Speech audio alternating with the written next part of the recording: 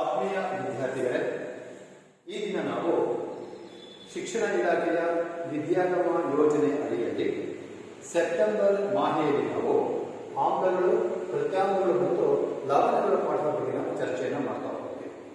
ವಿದ್ಯಾರ್ಥಿಗಳೇ, ಈ ಒಂದು ಘಟಕವನ್ನು ನಾವು ಸುಮಾರು 4ರಿಂದ 5 ವಿಡಿಯೋಗಳ ಮೂಲಕ ನಾವು ನಿಮಗೆ ಪಾಠವನ್ನು ಪ್ರಸ್ತುತಿಯನ್ನು ಮಾಡ್ತಾ ಹೋಗ್ತೀವಿ. ಸೊ ನೀವು ಏನು ಮಾಡಬೇಕು ಅಂತಂದ್ರೆ, ಈಗಾಗಲೇ ನೀವುಗಳು ಚಂದನ ವಾಹಿನಿಯಲ್ಲಿ ಪ್ರಸಾರವಾಗುತ್ತಿರುವಂತಹ ಸಂವೇದ ಕಾರ್ಯಕ್ರಮದಲ್ಲಿ ಈ ಪಾಠವನ್ನು ನೀವು ವೀಕ್ಷಣೆಯನ್ನು ಮಾಡಿದ್ದೀವಿ. ಸೊ ಅದಕ್ಕೆ ಪೂರಕವಾಗಿ ನಾವು ಈ ಮತ್ತಷ್ಟು ವಿಡಿಯೋಗಳನ್ನು ನಾವು ನಿಮ್ಮೊಟ್ಟಿಗೆ ಹಂಚಿಕೊಳ್ತಾ ಇದ್ದೀವಿ. ಸೊ ನೀವೇನು ಮಾಡಬೇಕು ಅಂತಂದ್ರೆ, ಈ ಎಲ್ಲ ಪಾಠಗಳನ್ನು ನೀವು ವೀಕ್ಷಣೆಯನ್ನು ಮಾಡಿದ ಬಳಿಕ ನಾವು ನಿಮಗೆ ಈ ಒಂದು ಶೈಕ್ಷಣಿಕ ವರ್ಷದ ರೂಪಣಾತ್ಮಕ ಮೌಲ್ಯಮಾಪನ 1 ಕೊಡ್ತಾ ಹೋಗ್ತೀವಿ. ಸೊ ನೀವೇನು ಮಾಡಬೇಕು ಅಂದಾಗ 2 ಚಟುವಟಿಕೆಗಳನ್ನ ಮತ್ತು ಸಾಧನ ಪರೀಕ್ಷೆ ನೀವು ಬರೀತಾ ಹೋಗಬೇಕಾಗುತ್ತೆ. ಸೊ ಬನ್ನಿ ಸ್ನೇಹ ವಿದ್ಯಾರ್ಥಿಗಳೇ, ಈ ಒಂದು ಪಾಠ ನಾವು ಪ್ರಾರಂಭವನ್ನು ಮಾಡ್ತಾ ಹೋಗೋಣ. ವಿದ್ಯಾರ್ಥಿಗಳೇ, ಈಗಾಗಲೇ ನೀವುಗಳು 2ನೇ ತರಗತಿಯಲ್ಲಿ ನೀವು ಈ ಕೆಲವು ಆಮ್ಲಗಳು, ಪ್ರತ್ಯಾಮ್ಲಗಳು ಮತ್ತು ಲವಣಗಳ ಬಗ್ಗೆ ತಿಳ್ಕೊಂಡಿರ್ತೀವಿ. ಈಗ ಅದೇ ಒಂದು ಹೆಸರನ್ನು ಸ್ವಲ್ಪ ಜ್ಞಾಪಕವನ್ನು ಮಾಡ್ಕೊಳ್ತಾ, ಸ್ಮರಣೆಯನ್ನು ಮಾಡ್ಕೊಳ್ತಾ ಹೋಗೋಣ. ಸೊ ಪ್ರಮುಖವಾದಂತಹ ಆಮ್ಲಗಳು ಬಂದಾಗ ಗಮನಿಸಿ, ಹೈಡ್ರೋಕ್ಲೋರಿಕ್ ಆಮ್ಲ, ಸಲ್ಫ್ಯೂರಿಕ್ ಆಮ್ಲ, ನೈಟ್ರಿಕ್ ಆಮ್ಲ, ಕಾರ್ಬೋನಿಕ್ ಆಮ್ಲ, ಫಾಸ್ಫೋರಿಕ್ ಆಮ್ಲ, ಹೀಗೆ ಸಾಕಷ್ಟು ಆಮ್ಲಗಳು ಇದ್ದಾವೆ. ಅದರ ಜೊತೆಗೆ ಮತ್ತಷ್ಟು ಕೆಲವು ಆಮ್ಲಗಳಿವೆ. ಸಿಟ್ರಿಕ್ ಆಮ್ಲ, ಟಾರ್ಟಾರಿಕ್ ಆಮ್ಲ, ಲ್ಯಾಕ್ಟಿಕ್ ಆಮ್ಲ, ಮೆಥನೋಯಿಕ್ ಆಮ್ಲ, ಹೀಗೆ ಸಾಕಷ್ಟು ಆಮ್ಲಗಳು ಇದ್ದಾವೆ. ಹಾಗೆ ನಾವು ಪ್ರತ್ಯಾಮ್ಲಗಳಿಗೆ ಬಂದಾಗ ಪ್ರಮುಖವಾದಂತಹ ಪ್ರತ್ಯಾಮ್ಲಗಳು ಅಂತಂದ್ರೆ sodium hydroxide, magnesium hydroxide, calcium hydroxide, barium hydroxide, ammonium hydroxide, ಹೀಗೆ ನಾವು ಕೆಲವು ಪ್ರತ್ಯಾಮ್ಲಗಳು ನಾವು ಹೇಳ್ತಾ ಹೋಗ್ತೀವಿ. ಹಾಗೆಯೇ ಕೆಲವು ಲವಣಗಳಿಗೆ ಬಂದಾಗ ವಿಶೇಷವಾಗಿ 10ನೇ ತರಗತಿಯ ಒಂದು ಪಠ್ಯಕ್ಕೆ ಸೀಮಿತವಾಗಿ ಹೇಳಬೇಕು ಅಂತಂದ್ರೆ, ಪ್ರಮುಖವಾದಂತಹ ಲವಣಗಳು ಅಂತಂದಾಗ ಅಡುಗೆ ಉಪ್ಪು, ಅಡುಗೆ soda, washing soda, bleaching powder ಮತ್ತು ಪ್ಲಾಸ್ಟರ್ ಆಫ್ ಪ್ಯಾರಿಸ್, POP ಅಂತ ಕರೀತಾ ಹೋಗ್ತೀವಿ. ಈಗ ತಕ್ಷಣ ನೀವೇನು ಮಾಡಬೇಕು ಅಂತಂದ್ರೆ, ಈ ಒಂದು ಆಮ್ಲಗಳು, ಪ್ರತ್ಯಾಮ್ಲಗಳು ಮತ್ತು ಲವಣಗಳಿಗೆ ನೀವು ರಾಸಾಯನಿಕ ಸೂತ್ರವನ್ನು ನೀವು ಜ್ಞಾಪಕ ಮಾಡ್ಕೋಬೇಕಾಗುತ್ತೆ. ಸೊ ಹೇಳಿ ವಿದ್ಯಾರ್ಥಿಗಳೇ, ಹೈಡ್ರೋಕ್ಲೋರಿಕ್ ಆಮ್ಲದ ರಾಸಾಯನಿಕ ಸೂತ್ರ ನಿಮ್ಮ ಸರಿ ಇದೆ. ಸೊ ಅದು ಹೈಡ್ರೋಕ್ಲೋರಿಕ್ ಆಮ್ಲ HCl ಅಂತ ಹೇಳ್ತೀವಿ. ಹಾಗೆ ಸಲ್ಫ್ಯೂರಿಕ್ ಆಮ್ಲದ ಸೂತ್ರ H2SO4 ಅಂತ ಹೇಳ್ತೀವಿ. ಹಾಗೆ ನೈಟ್ರಿಕ್ ಆಮ್ಲದ ಸೂತ್ರ ಬಂದಾಗ HNO3 ಅಂತ ಹೇಳ್ತಾ ಹೋಗ್ತೀವಿ. ಹಾಗೆಯೇ ಸೊ ಇವುಗಳು ರಾಸಾಯನಿಕ ಸೂತ್ರ ಇದೆ. ನಾನು ನಿಮಗೆ ಒಂದನೇ ಎಕ್ಸಾಂಪಲ್ ಕೊಡ್ತೀನಿ. ಸಿಟ್ರಿಕ್ ಆಮ್ಲಕ್ಕೆ ಬಂದ್ರೆ ಸೊ ಬಹುಶಃ ಇದು C3H6O3. ಸೊ ಗಮನಿಸಿ, ಇವುಗಳ ಒಂದು ಸೂತ್ರ ಮತ್ತು ರಚನಾ ಸೂತ್ರ ಸ್ವಲ್ಪ ಸಂಕೀರ್ಣವಾಗಿದೆ. ನೀವು ಉನ್ನತವಾದಂತಹ ತರಗತಿಯಲ್ಲಿ ನೀವು ಇದರ ಬಗ್ಗೆ ಚರ್ಚೆಯನ್ನು ಮಾಡ್ತಾ ಹೋಗ್ತೀರಿ. ಹಾಗೆಯೇ ಪ್ರತ್ಯಾಮ್ಲಗಳ ಒಂದು ರಾಸಾಯನಿಕ ಸೂತ್ರಕ್ಕೆ ಬರೋಣ. ಸೋಡಿಯಂ ಹೈಡ್ರಾಕ್ಸೈಡ್ ರಾಸಾಯನಿಕ ಸೂತ್ರ, ಸೊ ಅಲ್ಲಿ ನಾವು NaOH ಅಂತ ಹೇಳ್ತೀವಿ, ಸೋಡಿಯಂ ಹೈಡ್ರಾಕ್ಸೈಡ್. ಹಾಗೆ ನಾವು ಮೆಗ್ನೀಷಿಯಂ ಹೈಡ್ರಾಕ್ಸೈಡ್ ಬಂದಾಗ ಇದಕ್ಕೆ ನಾವು ಸೂತ್ರ MgOH ಟ್ವೈಸ್ ಅಂತ ಹೇಳ್ತೀವಿ. ಹಾಗೆ ನಾವು ಕ್ಯಾಲ್ಸಿಯಂ ಹೈಡ್ರಾಕ್ಸೈಡ್ ಬಂದಾಗ CaOH ಟ್ವೈಸ್ ಅಂತ ಹೇಳ್ತೀವಿ. ಹಾಗೆ ನಾವು ಬೇರಿಯಂ ಹೈಡ್ರಾಕ್ಸೈಡ್ ಬಂದಾಗ BaOH ಟ್ವೈಸ್ ಅಂತ ಹೇಳ್ತಾ ಹೋಗ್ತೀವಿ. ಸೊ ಇವು ಈ ಪ್ರತ್ಯಾಮ್ಲಗಳ ರಾಸಾಯನಿಕ ಸೂತ್ರ ಆಗಿದೆ. ಹಾಗೆ ಲವಣಗಳ ಸೂತ್ರವನ್ನು ಸ್ವಲ್ಪ ಜ್ಞಾಪಕ ಮಾಡೋಣ. ಇದು ಗೊತ್ತೇ ಇರುತ್ತೆ. ಅಡಿಗೆ ಉಪ್ಪಿನ ರಾಸಾಯನಿಕ ಸೂತ್ರ NaCl. ಹಾಗೆ ಅಡುಗೆ ಸೋಡದ ರಾಸಾಯನಿಕ ಸೂತ್ರ ಬಂದಾಗ ನಾವು NaHCO3, ಸೋಡಿಯಂ ಬೈಕಾರ್ಬೋನೇಟ್ ಅಥವಾ ಸೋಡಿಯಂ ಹೈಡ್ರೋಜನ್ ಕಾರ್ಬೋನೇಟ್ ಅಂತ ಹೇಳ್ತಾ ಹೋಗ್ತೀವಿ. ವಾಷಿಂಗ್ ಸೋಡಾದ ಸೂತ್ರ ಇದಕ್ಕೆ ನಾವು Na2CO3 ಅಂದ್ರೆ ಸೋಡಿಯಂ ಕಾರ್ಬೋನೇಟ್ ಅಂತ.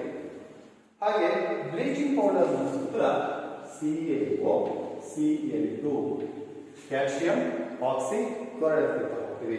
ಹಾಗೆಯೇ ಪ್ಲಾಸ್ಟರ್ ಆಫ್ ಪ್ಯಾರಿಸ್ ಸೂತ್ರ ಬಂದಾಗ CaSO4 ಆಫ್ H2O ಅಂತ ಹೇಳ್ತಾ ಹೋಗ್ತೀವಿ.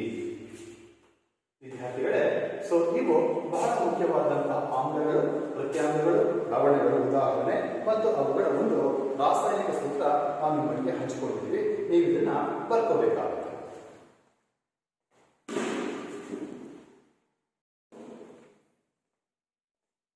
ವಿದ್ಯಾರ್ಥಿಗಳೇ, ಈಗ ನಾವು ಆಮ್ಲಗಳು ಮತ್ತು ಪ್ರತ್ಯಾಮ್ಲಗಳ ಸಾಮಾನ್ಯ ಗುಣಗಳ ಬಗ್ಗೆ ನಾವು ಚರ್ಚೆಯನ್ನು ಮಾಡ್ತಾ ಹೋಗೋಣ.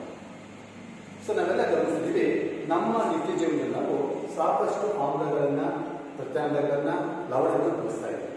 ನಿಮಗೆಲ್ಲ ಗೊತ್ತಿರೋ ಹಾಗೆಯೇ ಈ ಒಂದು ನಿಂಬೆ ಹಣ್ಣು, ಮೊಸರು ಇರ್ಬೋದು, ಮಜ್ಜಿಗೆ ಅಂತ ಏನಂತೀವಿ, ಆಮೇಲಿಂದ ಹುಣಸೆ ಹಣ್ಣು ಇರ್ಬೋದು, ಇವೆಲ್ಲವೂ ಏನಂತ ಬಂದಾಗ ಬೇರೆ ಬೇರೆ ರೂಪದ ಆಮ್ಲಗಳು ಆಗಿವೆ. ಹಾಗೆ ಪ್ರತ್ಯಾಮ್ಲಗಳಿಗೆ ಬಂದಾಗ ಈ ಒಂದು ಬೇವಿನ ಒಂದು ಹಣ್ಣಿನಲ್ಲಿ ಅಥವಾ ಹಾಗಲಕಾಯಿಯಲ್ಲಿ ಅಥವಾ ಸೋಪುಗಳಲ್ಲಿ ನಾವು ಈ ಪ್ರತ್ಯಾಮ್ಲಗಳು ನಾವು ನೋಡ್ತಾ ಹೋಗ್ತೀವಿ. ಹಾಗಾದರೆ ಆಮ್ಲಗಳು ಮತ್ತು ಪ್ರತ್ಯಾಮ್ಲಗಳ ಸಾಮಾನ್ಯವಾದಂತಹ ಗುಣಗಳಿಗೆ ಬಂದರೆ ಒಂದಿದ್ದು ಆಮ್ಲಗಳು ಹುಳಿ ರುಚಿಯನ್ನು ಹೊಂದಿರುತ್ತವೆ. ನಾನು ಆಗಿರುತ್ತೀನಿ ನಿಂಬೆಹಣ್ಣು, ಮೊಸರು ಹಾಕಲು. ಪ್ರತ್ಯಾಮ್ಲಗಳು ಕಹಿ ರುಚಿಯನ್ನು ಹೊಂದಿರ್ತವೆ. ನೀವು ಅಡಿಗೆ ಸ್ವಲ್ಪ ಬಾಯಿಗೆ ಹಾಕೊಂಡ್ರೆ ಕಹಿ ಕಹಿ ಆಗುತ್ತೆ, ಅಥವಾ ಸ್ವಲ್ಪ ಸೋತಿನ ಪುಡಿಯನ್ನು ಬಾಯಿಗೆ ಹಾಕೊಂಡ್ರೆ ಸ್ವಲ್ಪ ನಿಮಗೆ ಕಹಿ ರುಚಿ ಬರುತ್ತೆ. ಗಮನಿಸಿದ ವಿದ್ಯಾರ್ಥಿಗಳು, ಬಹಳ ಮುಖ್ಯವಾಗಿ ಆಮ್ಲಗಳು H+ ಅಯಾನುಗಳನ್ನು ಉಂಟು ಮಾಡುತ್ತವೆ. ಗಮನಿಸಬೇಕು, ಆಮ್ಲಗಳು H+ ಅಯಾನು ವಿಯೋಜನೆ ಹೊಂದಿದಾಗ H+ ಅಯಾನು ಉಂಟು ಮಾಡಿದರೆ, ಪ್ರತ್ಯಾಮ್ಲ ಮಾಡ್ಕೊಳಪ್ಪ ಅಂದಾಗ ವಿಯೋಜನೆ ಹೊಂದಿದಾಗ OH- ಅಯಾನುಗಳನ್ನು ಉಂಟು ಮಾಡ್ತಾ ಹೋಗುತ್ತೆ. ಹಾಗೆಯೇ ಆಮ್ಲಗಳು ನಮ್ಗೆ ಗೊತ್ತಿದೆ, ನೀಲಿ ಲಿಟ್ಮಸ್ ಕಾಗದವನ್ನು ಕೆಂಪು ಬಣ್ಣಕ್ಕೆ ತಿರುಗಿಸುತ್ತೆ. ಹಾಗೆ ಪ್ರತ್ಯಾಮ್ಲ ಮಾಡ್ಕೊಳಪ್ಪ ಅಂತಂದ್ರೆ ಕೆಂಪು ಲಿಟ್ಮಸ್ ಕಾಗದವನ್ನು ನೀಲಿ ಬಣ್ಣಕ್ಕೆ ತಿರುಗಿಸುತ್ತೆ. ಹಾಗೆಯೇ ಆಮ್ಲಗಳು ನೀರಿನಲ್ಲಿ ಆಮ್ಲಗಳು ವಿಯೋಜನೆ ಹೊಂದುತ್ತವೆ ಅಂತಂದ್ರೆ ಅವು ಅಯಾನುಗಳಾಗಿ ವಿಭಜನೆ ಆಗುತ್ತೆ ಅಂತ ಹೇಳ್ತೀವಿ. ಹಾಗೆಯೇ ಪ್ರತ್ಯಾಮ್ಲಗಳು ಕೂಡ ಏನಾಗುತ್ತೆ, ದ್ರಾವಣಗಳಲ್ಲಿ ವಿಯೋಜನೆ ಹೊಂದುವ ಜಲೀಯ ಗುಣ, ಒಳ್ಳೆಯ ಪದ ಬರ್ತಾ ಇದೆ, ಜಲೀಯ ಗುಣವನ್ನು ಹೊಂದಿರುತ್ತೆ ಅಂತ ಹೇಳ್ತೀವಿ. ಆಮ್ಲಗಳು ಮತ್ತು ಪ್ರತ್ಯಾಮ್ಲಗಳು ಜಲೀಯ ದ್ರಾವಣಗಳು ಆಗಿರುತ್ತವೆ. ಹಾಗೆಯೇ ಆಮ್ಲಗಳು ವಿದ್ಯುತ್ ವಿಭಜನೆಯ ಗುಣವನ್ನು ಹೊಂದಿರ್ತವೆ. ಅಂದರೆ ನಾವು ವಿದ್ಯುತ್ತನ್ನು ಹಾರಿಸಿದಾಗ ಅವು ತಮ್ಮ ಮೂಲಕ ಸುಲಭವಾಗಿ ವಿದ್ಯುತ್ತನ್ನು ಹರಿಬಿಡುತ್ತೆ. ಆಮ್ಲಗಳು ಅಷ್ಟೇ, ಪ್ರತ್ಯಾಮ್ಲಗಳು ಕೂಡ ತಮ್ಮ ಮೂಲಕ ವಿದ್ಯುತ್ತನ್ನು ಹರಿಬಿಡುವಂತಹ ಗುಣವನ್ನು ಹೊಂದಿರುತ್ತೆ. ಹಾಗೆಯೇ ಆಮ್ಲಗಳು ನೀರಿನಲ್ಲಿ ಕರಗುತ್ತವೆ. ಇಲ್ಲಿ ಬನ್ನಿ, ಪ್ರತ್ಯಾಮ್ಲಗಳು ಬಂದಾಗ ಕೆಲವು ಪ್ರತ್ಯಾಮ್ಲಗಳು ಮಾತ್ರ ನೀರಿನಲ್ಲಿ ಕರಗುತ್ತವೆ. ಬಹಳ ಮುಖ್ಯವಾಗಿ ಗಮನಿಸಬೇಕಿಲ್ಲಿ, ಎಲ್ಲಾ ಪ್ರತ್ಯಾಮ್ಲಗಳು ನೀರಿನಲ್ಲಿ ಕರಗುವುದಿಲ್ಲ. ಕೆಲವು ಪ್ರತ್ಯಾಮ್ಲಗಳು ಮಾತ್ರ ಏನಾಗುತ್ತೆ, ನೀರಿನಲ್ಲಿ ಕರಗುತ್ತೆ. ಹೀಗೆ ಯಾವ ಪ್ರತ್ಯಾಮ್ಲಗಳು ನೀರಿನಲ್ಲಿ ಕರಗುತ್ತೋ ಅಂತಹ ಒಂದು ಪ್ರತ್ಯಾಮ್ಲಗಳು ನಾವು ಕ್ಷಾರಗಳು ಅಂತ ಕರೀತಾ ಹೋಗ್ತೀವಿ. ಈ ಕ್ಷಾರಗಳಿಗೆ ಉದಾಹರಣೆ ಯಾವುದಪ್ಪ ಅಂತಂದಾಗ ಒಂದಿದು ಸೋಡಿಯಂ ಹೈಡ್ರಾಕ್ಸೈಡ್ ಇರ್ಬೋದು, ಅಥವಾ ಪೊಟ್ಯಾಷಿಯಂ ಹೈಡ್ರಾಕ್ಸೈಡ್. ಇವು ನೀರಿನಲ್ಲಿ ಕರಗುವಂತಹ ಪ್ರತ್ಯಾಮ್ಲಗಳಾಗಿ ನಾವು ಕ್ಷಾರಗಳು ಅಂತ ಕರೀತಾ ಹೋಗ್ತೀವಿ. ವಿದ್ಯಾರ್ಥಿಗಳೇ, ನೀವು ಇಷ್ಟನ್ನು ಕೂಡ ಬರ್ಕೋಬೇಕಾಗುತ್ತೆ. ಒಂದು ಗಮನಿಸಬೇಕು, ಪ್ರಶ್ನೆ ಈ ರೀತಿ ಬರ್ಬೋದು, ಆಮ್ಲಗಳು ಮತ್ತು ಪ್ರತ್ಯಾಮ್ಲಗಳಿರುವಂತಹ ಮುಖ್ಯವಾದಂತಹ ವ್ಯತ್ಯಾಸಗಳು ಏನು ಅಂತ ಬಂದಾಗ ಗಮನಿಸಿ. ವ್ಯತ್ಯಾಸಗಳಿಗೆ ಬಂದಾಗ ತಾವು ಯಾವ ಪಾಯಿಂಟ್ ಬರೀಬೇಕಪ್ಪ ಅಂತಂದ್ರೆ, ನಂಬರ್ 1 ಹುಳಿ ರುಚಿ, ಕಹಿ ರುಚಿ, H+ ಅಯಾನ್, OH- ಅಯಾನ್. ಹಾಗೆಯೇ ನೀಲಿ ಲಿಟ್ಮಸ್ ಕಾಗದವನ್ನು ಕೆಂಪು ಬಣ್ಣಕ್ಕೆ ತಿರುಗಿಸುತ್ತೆ, ಇವು ಕೆಂಪನ್ನ ನೀಲಿ ಮಾಡುತ್ತೆ. ಹಾಗೆಯೇ ಬಹಳ ಮುಖ್ಯವಾಗಿ 4ನೇ ಪಾಯಿಂಟ್, ಕೊನೆ ಪಾಯಿಂಟ್ ಕಾರಣ, ಆಮ್ಲಗಳು ನೀರಿನಲ್ಲಿ ಕರಗುತ್ತವೆ, ಸಿದ್ಧವಿರುತ್ತೆ, ಕೆಲವು ಪ್ರತ್ಯಾಮ್ಲಗಳು ಮಾತ್ರ ನೀರಿನಲ್ಲಿ ಕರಗುತ್ತವೆ. ಹಾಗೆಯೇ ಸಾಮ್ಯ ಗುಣಗಳಿಗೆ ಬಂದಾಗ ಒಂದು ಹೇಳಬೇಕಾಗುತ್ತೆ, ವಿಯೋಜನೆ ಹೊಂದುತ್ತೆ, ಅಂದ್ರೆ ಜಲೀಯ ಗುಣವನ್ನು ಹೊಂದಿರ್ತವೆ ಇವು. ಹಾಗೆ ಇದೇನಾಗಿದೆ, ವಿದ್ಯುತ್ ವಿಭಜನೆಯ ಗುಣ, ಇದು ಕೂಡ ವಿದ್ಯುತ್ ವಿಭಜನೆಯ ಗುಣವನ್ನು ಹೊಂದಿರುತ್ತೆ. ಹೀಗೆ ವ್ಯತ್ಯಾಸ ಮತ್ತು ಸಾಲಿನ ನೀವು ಸ್ವಲ್ಪ ಗಮನಿಸಬೇಕಾಗುತ್ತೆ. ಇದನ್ನು ಬರ್ಕೊಳ್ಳಿ ವಿದ್ಯಾರ್ಥಿಗಳು.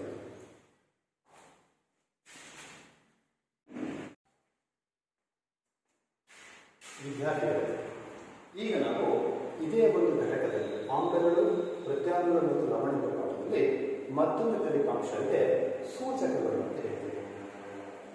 ಏನು ಸೂಚಕಗಳು ಅಂತಂದ್ರೆ, ಅವು ಕೆಲವು ವಸ್ತುಗಳು ಏನಕ್ಕೆ ಬಳಸ್ತಾರೆ ಆಮೇಲೆ ಮಾತಾಡೋಣ. ನಾವು ಆಗಲೇ ಹೇಳ್ತಾ ಇದ್ವಿ, ಆಮ್ಲಗಳು ಹುಳಿ ರುಚಿಯನ್ನು ಹೊಂದಿರುತ್ತೆ, ಪ್ರತ್ಯಾಮ್ಲಗಳು ಕಹಿ ರುಚಿಯನ್ನು ಹೊಂದಿರುತ್ತೆ ಅಂತ ಹೇಳ್ತೀವಿ. ಹಾಗಾದ್ರೆ ನಾವು ಯಾವುದೋ ಒಂದು ದ್ರಾವಣವನ್ನು ಕೊಡ್ತೀವಿ. ಒಂದು ದ್ರಾವಣವನ್ನು ಕೊಟ್ಬಿಟ್ಟು ಇದು ಆಮ್ಲನ ಅಥವಾ ಪ್ರತ್ಯಾಮ್ಲನ ಪರೀಕ್ಷೆ ಮಾಡಪ್ಪ ಅಂತ ಏನ್ ಮಾಡಬೇಕಾಗುತ್ತೆ, ನಾವೇನ್ ಮಾಡ್ತೀವಪ್ಪ ಸಾಮಾನ್ಯವಾಗಿ ಅವು ರುಚಿಯನ್ನು ನೋಡ್ಕೊಳ್ತೇವೆ. ಆದರೆ ಇದು ಒಂದು ಅಪಾಯಕಾರಿ ಪ್ರಕ್ರಿಯೆ. ಯಾಕೆಂದ್ರೆ ಕೆಲವು ಆಮ್ಲಗಳಪ್ಪ ಅಂದ್ರೆ ಅವು ತುಂಬಾ ಸಂಕ್ಷಾರಣ ಗುಣವನ್ನು ಹೊಂದಿದ್ದಾವೆ. ಬಹುತೇಕ ಆಮ್ಲಗಳು ಮತ್ತು ಪ್ರತ್ಯಾಮ್ಲಗಳು ಕೊರೆತದ ಗುಣವನ್ನು ಹೊಂದಿದ್ದಾವೆ. ಸೊ ಈ ಕೇಸ್ ಪ್ರಬಲವಾದಂತಹ ಆಮ್ಲನ ಗೊತ್ತಿರಲಿಲ್ಲ ರುಚಿಯನ್ನು ನೋಡ್ಬಿಟ್ಟಿವಿ ಅಂತಂದ್ರೆ ಗಾಯ, ನಾಲಿಗೆ ಸುತ್ತುಕೊಂಡ್ಬಿಡುತ್ತೆ, ಬಾಯಲ್ಲಿ ಗಾಯ ಆಗುತ್ತೆ, ಕೈ ಮೇಲೆ ಬಿತ್ತು ಅಂದ್ರೆ ಕೈಯಲ್ಲಿ ಗಾಯಗಳಾಗುತ್ತೆ. ಹಾಗಾಗಿ ಆಮ್ಲಗಳನ್ನು ಮತ್ತು ಪ್ರತ್ಯಾಮ್ಲಗಳನ್ನು ನಾವು ರುಚಿಯ ಮೂಲಕ ಪರೀಕ್ಷೆ ಮಾಡಬಾರದು. ಹಾಗಾದ್ರೆ ಕೊಟ್ಟಿರುವಂತಹ ದ್ರಾವಣ ರುಚಿಯನ್ನು ನೋಡದೆ ಆಮ್ಲಗಳು ಮತ್ತು ಪ್ರತ್ಯಾಮ್ಲ ಅಂತ ಹೇಗೆ ಪತ್ತೆ ಹಚ್ಚೋದು ಅಂತ ಬಂದಾಗ ಆಗ ನಾವು ಕೆಲವು ವಸ್ತುಗಳನ್ನ ಬಳಕೆಯನ್ನು ಮಾಡ್ಕೊಳ್ತೀವಿ. ಸೊ ಯಾವ ವಸ್ತುಗಳನ್ನ ನಾವು ಬಳಕೆಯನ್ನು ಮಾಡಿಕೊಂಡು ಆಮ್ಲಗಳು ಮತ್ತು ನಾವು ಪ್ರತ್ಯಾಮ್ಲ ಪತ್ತೆ ಮಾಡ್ತೀವೋ ಅಂತಹ ವಸ್ತುಗಳು ನಾವು ಸೂಚನೆಗಳು ಅಂತ ಕರಿತೀವಿ. ಗಮನಿಸಿ, ಸೂಚನೆ ಮತ್ತೊಮ್ಮೆ ಹೇಳ್ತೀನಿ. ಯಾವ ವಸ್ತುಗಳು ಆಮ್ಲಗಳು ಅಥವಾ ಪ್ರತ್ಯಾಮ್ಲಗಳ ಮಾಧ್ಯಮದಲ್ಲಿ ತಮ್ಮ ಬಣ್ಣವನ್ನು ಬದಲಿಸಿಕೊಳ್ಳುತ್ತವೆಯೋ ಅಂತಹ ವಸ್ತುಗಳನ್ನು ನಾವು ಸೂಚಕಗಳು ಅಂತ ಕರೀತಾ ಹೋಗ್ತೀವಿ. ಮತ್ತೊಮ್ಮೆ ರಿಪೀಟ್ ಮಾಡ್ತೀವಿ ವಿದ್ಯಾರ್ಥಿಗಳೇ, ಸೂಚಕಗಳು ಎಂದರೇನು? ಯಾವ ವಸ್ತುಗಳು ಆಮ್ಲ ಅಥವಾ ಪ್ರತ್ಯಾಮ್ಲಗಳ ಮಾಧ್ಯಮದಲ್ಲಿ ತಮ್ಮ ಬಣ್ಣವನ್ನು ಬದಲಿಸಿಕೊಳ್ಳುತ್ತವೆಯೋ ಅಂತಹ ವಸ್ತುಗಳು ನಾವು ಸೂಚಕಗಳು ಎಂದು ಕರೆಯುತ್ತೇವೆ. ಅಂದರೆ ನಾವು ಸೂಚಕವನ್ನು ಬಳಸಿಕೊಂಡು ಕೊಟ್ಟಿರುವಂತಹ ದ್ರಾವಣ ಆಮ್ಲನ ಅಥವಾ ಪ್ರತ್ಯಾಮ್ಲನ ನಾವು ಪತ್ತೆಯನ್ನು ಮಾಡಬಹುದಾಗುತ್ತೆ. ಹಾಗಾದ್ರೆ ಸೂಚಕದಲ್ಲಿ ಎಷ್ಟು ವಿಧ ಇದೆಯಪ್ಪ ಅಂತ ಬಂದಾಗ ಇಲ್ಲಿ ನಾನು 3 ವಿಧಗಳನ್ನು ಬರ್ಕೊಂಡಿದ್ದೀನಿ. ಒಂದನೇದು ಸ್ವಾಭಾವಿಕ ಸೂಚಕಗಳು, ಎರಡನೇದು ಸಂಶ್ಲೇಷಿತ ಸೂಚಕಗಳು ಮತ್ತು ಮೂರನೇದು ಗ್ರಹಣ ಸೂಚಕಗಳು ಕಲಿತಾ ಹೋಗ್ತೀವಿ. ಇಲ್ಲಿ ಸ್ವಾಭಾವಿಕ ಸೂಚಕಗಳು ಅಂತ ಬಂದಾಗ ಸಾಮಾನ್ಯವಾಗಿ ಸಸ್ಯ ಮೂಲದಿಂದ ಸ್ವಾಭಾವಿಕವಾಗಿ ಪಡೆದುಕೊಂಡಂತಹ ಕೆಲವು ಸೂಚಕಗಳು. ಎರಡನೇದು ಸಂಶ್ಲೇಷಿತ ಸೂಚಕಗಳು ಅಂದಾಗ ಪ್ರಯೋಗಶಾಲೆಯಲ್ಲಿ ನಾವು ಕೃತಕವಾಗಿ ತಯಾರು ಮಾಡಿರುವಂತಹ ಕೆಲವು ಸೂಚಕಗಳು. ಹಾಗೆ ಮೂರನೇ ಗ್ರಹಣ ಸೂಚಕಗಳು ಅಂತ.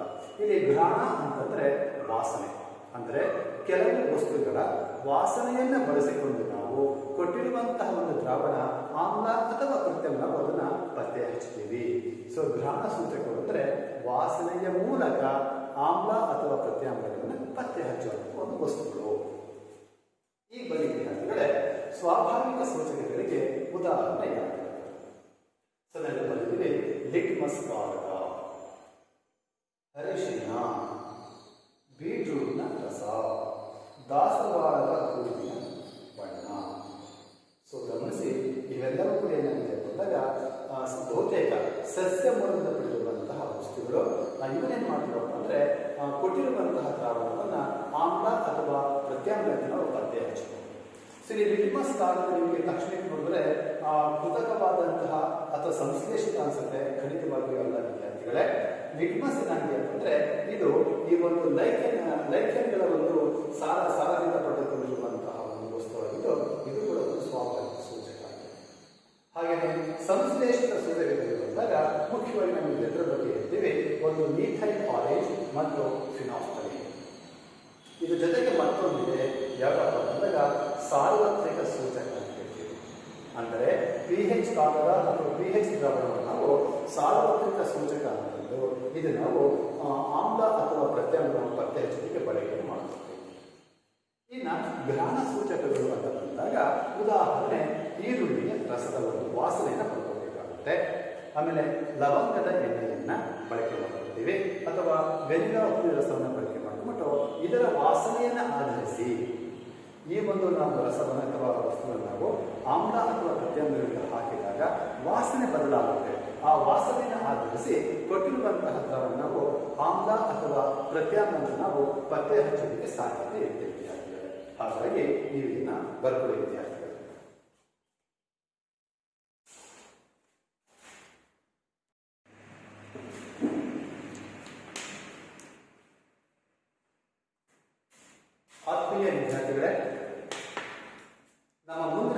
ಫಲಿತಾಂಶ ವಿವಿಧ ರೀತಿಯ ಸೂಚಕಗಳನ್ನು ಪರಿಚಯವನ್ನು ಮಾಡಿಕೊಳ್ಳಲಾಗುತ್ತದೆ. ಸೂಚಕಗಳು ಏನು ನಮಗೆ ಗೊತ್ತಿದೆ.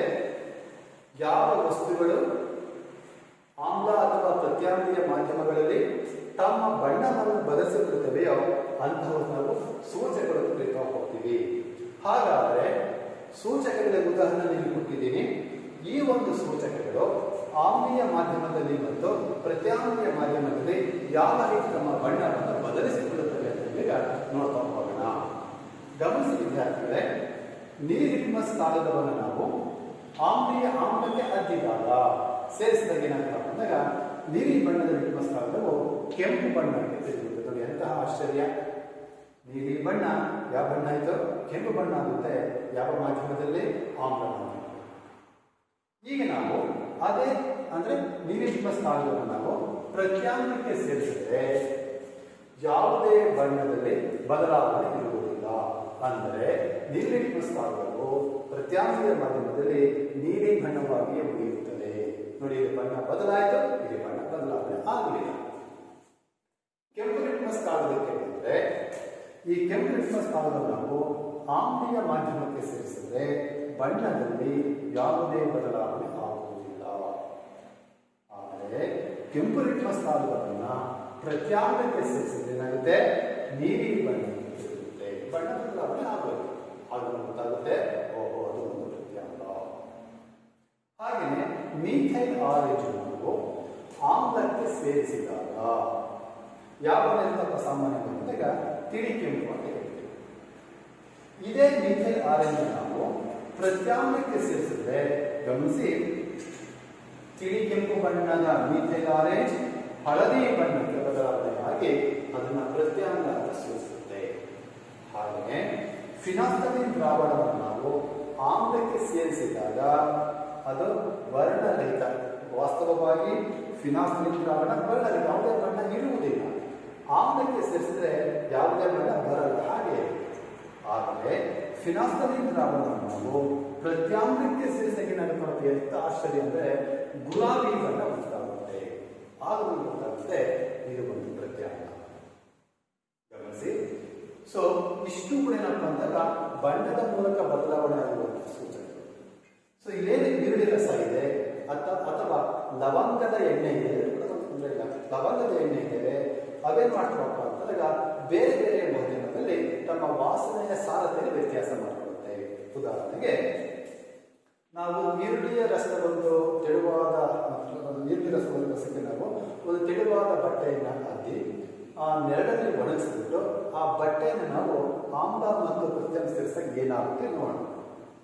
ಸೊ ಈರುಳ್ಳಿ ರಸ ಹೊಂದಿರುವಂತಹ ಚಿಕ್ಕ ಬಟ್ಟೆಯನ್ನು ನಾವು ಆಮ್ಲಕ್ಕೆ ಸೇರಿಸಿ ಏನಾಗುತ್ತಪ್ಪ ಅಂದರೆ ಅಲ್ಲಿ ಈರುಳ್ಳಿಯ ವಾಸನೆ ಹಾಗೆಯೇ ಇರುತ್ತದೆ ಅಥವಾ ವಾಸನೆ ಹೆಚ್ಚಾಗಬಹುದು. ಯಾವುದರಲ್ಲಿ? ಆಮ್ಲೀಯ ಮಾಧ್ಯಮದಲ್ಲಿ. ಅದೇ ನಾವು ಈರುಳ್ಳಿಯ ರಸದ ಒಂದು ಚಿಕ್ಕ ಬಟ್ಟೆಯ ತುಂಡನ್ನು ನಾವು ಪ್ರತ್ಯಾಮ್ಲಕ್ಕೆ ಸೇರಿಸಿದ್ರೆ ಏನಾಗುತ್ತಪ್ಪ ಅಂದರೆ ವಾಸನೆ ಕಡಿಮೆಯಾಗುತ್ತೆ ಅಥವಾ ವಾಸನೆ ಇರುವುದಿಲ್ಲ.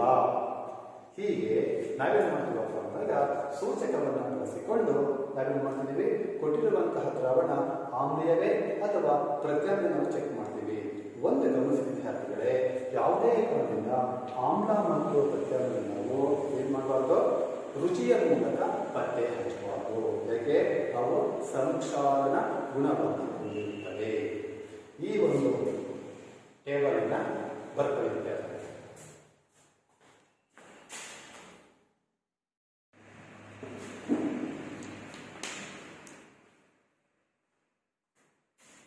ಆತ್ಮೀಯ ವಿದ್ಯಾರ್ಥಿಗಳೇ, ನಮ್ಮ ಮುಂದಿನ ಒಂದು ಫಲಿತಾಂಶ ವಿವಿಧ ರೀತಿಯ ಸೂಚಕಗಳನ್ನು ಪರಿಚಯವನ್ನು ಮಾಡಿಕೊಳ್ಳಲಾಗುತ್ತದೆ.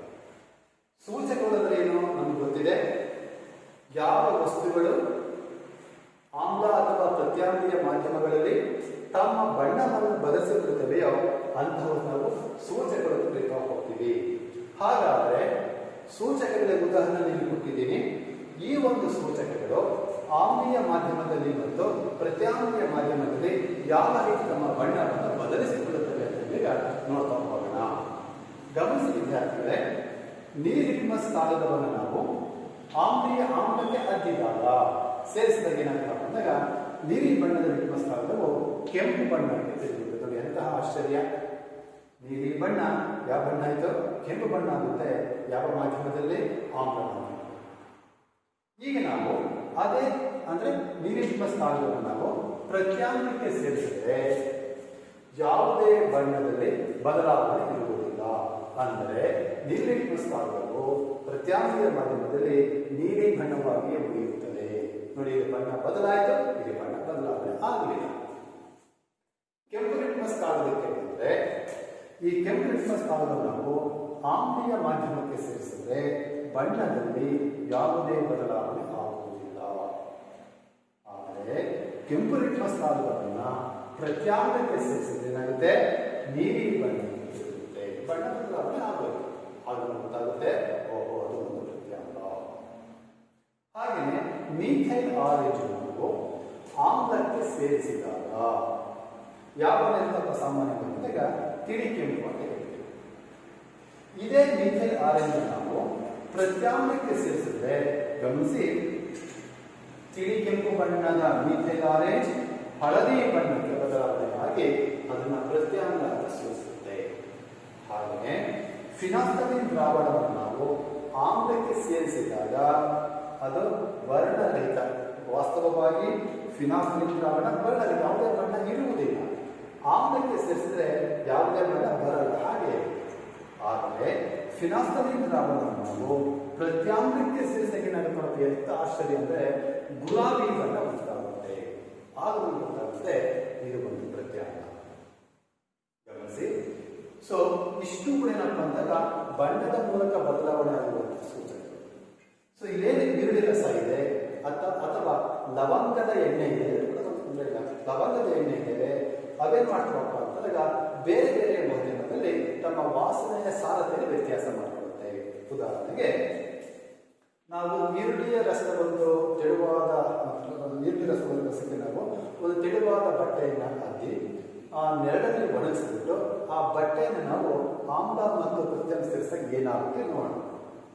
ಸೊ ಈರುಳ್ಳಿ ರಸ ಹೊಂದಿರುವಂಥ ಚಿಕ್ಕ ಬಟ್ಟೆಯ ತುಂಡನ್ನು ನಾವು ಆಮ್ಲಕ್ಕೆ ಸೇರಿಸಿದೇನಾಗುತ್ತಪ್ಪ ಅಂದರೆ ಅಲ್ಲಿ ಈರುಳ್ಳಿಯ ವಾಸನೆ ಹಾಗೆಯೇ ಇರುತ್ತದೆ ಅಥವಾ ವಾಸನೆ ಹೆಚ್ಚಾಗಬಹುದು.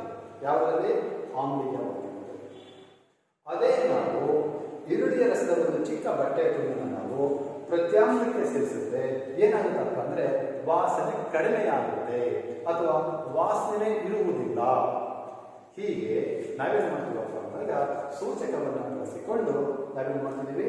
ಕೊಟ್ಟಿರುವಂತಹ ದ್ರಾವಣ ಆಮ್ಲೀಯವೇ ಅಥವಾ ಪ್ರತ್ಯಾಮ್ಲವನ್ನು ಚೆಕ್ ಮಾಡ್ತೀವಿ. ಒಂದು ಗಮನಿಸಿದ ವಿದ್ಯಾರ್ಥಿಗಳೇ, ಯಾವುದೇ ಕಾರಣದಿಂದ ಆಮ್ಲ ಮತ್ತು ಪ್ರತ್ಯಾಮ್ಲ ನಾವು ಏನು ಮಾಡಬಾರ್ದು?